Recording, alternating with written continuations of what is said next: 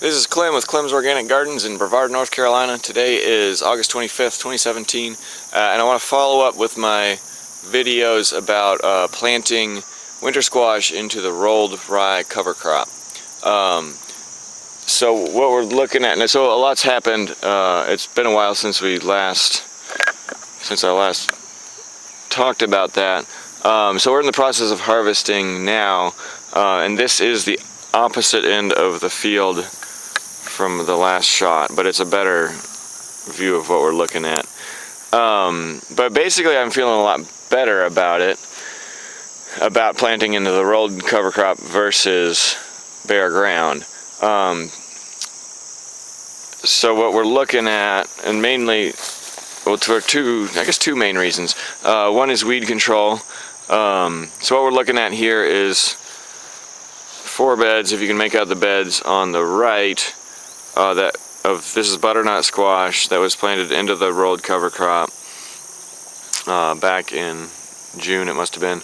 And then on the left, 4 beds that were planted bare ground.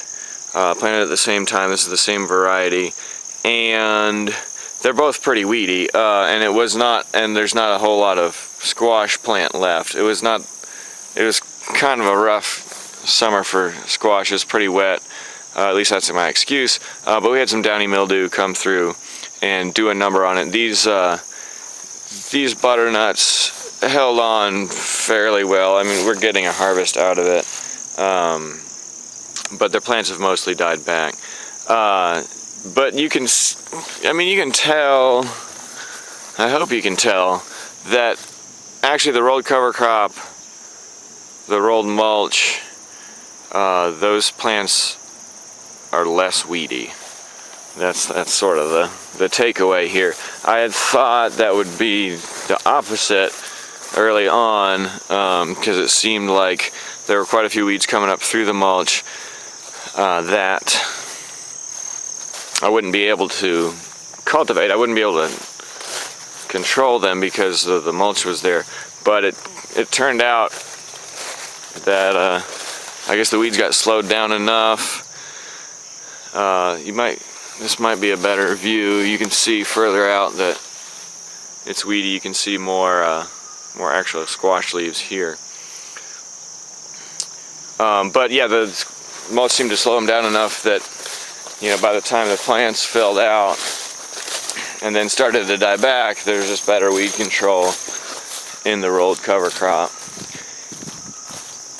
And interesting observation is it's kind of different weeds that came up. So over here, this is the bare ground. There's a lot of galansoga that came up, and which is sort of like maybe the worst weed out here.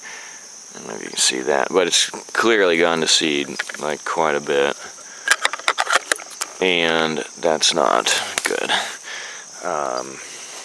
Yeah, like overall, I'm not super happy about the weed situation in any of these, but over here, there's not that much galansoga. There's this stuff that I don't know the name of. It's kind of like, it looks like it's related to pigweed. That was the one that I noticed coming up a lot, germinating under the mulch quite a bit. There's some pretty big dock plants that have gone to seed, and a few pigweeds, and there's a few pigweeds over here that are pretty big, and lamb's quarter. But yeah, so overall, better weed control in the rolled cover crop. Another plus, which could be pretty big deal, is the cleanliness of the fruits. So this one I clipped already, but there's a mat of, you can still, it's still there, the rolled cover crop, and that one's kind of dirty still, but I did notice that. See, that one's really clean. That must have been resting directly on the mulch. That one's pretty clean. This one's on the compost, so that might not be as.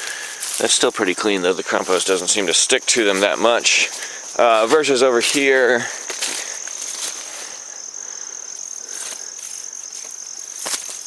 probably a little dirtier. So we haven't, I haven't washed any of the squashes from over here. We haven't harvested any of these yet.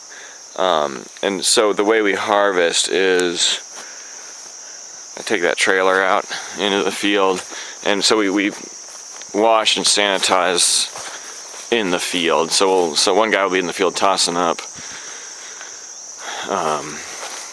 the fruits to a couple guys on this trailer, and there'd be 20 bushel bins at either end of the trailer, and it's pulled by the tractor. So they wash it off in one barrel and then sanitize it in another. And we did notice, we've done some spaghetti squash we've harvested, and it was yeah, it was definitely easier to wash the spaghetti squash that had been grown on the rolled cover crop, and it looked better. Like, spaghetti squash can get a pretty gnarly ground spot on it, but it didn't have much of that on the rolled cover crop. So yeah, for that reason I feel pretty good about it, and I'll probably plan to yeah, plant some rye this fall to prep for winter squash next spring. One issue is that, so I'm in, this is southwestern North Carolina. There's a variety of rye that I plant. It's called Rins Abruzzi. That is a southern adapted variety. So it like, it grows through the winter. Like, I don't think it would hold up in a more northern climate, but it's like it matures pretty early in the spring. But even so, I felt like this stuff got planted later because I was waiting for the cover crop to mature and then roll and then cover it with the tarps for 2 weeks, which didn't actually seem to help that much as far as weed control. So that's my only concern, is that I feel like what I planted earlier this year did better in terms of disease issues, and just I got more of a crop, probably higher yields from the earlier planted stuff. So I'll probably try to roll the cover crop a little earlier and cover it with the tarps to make sure it's dead, and shoot to be planting in May, mid to late May. But that's probably the conclusion of the experiment of winter squash in a rolled rye cover crop.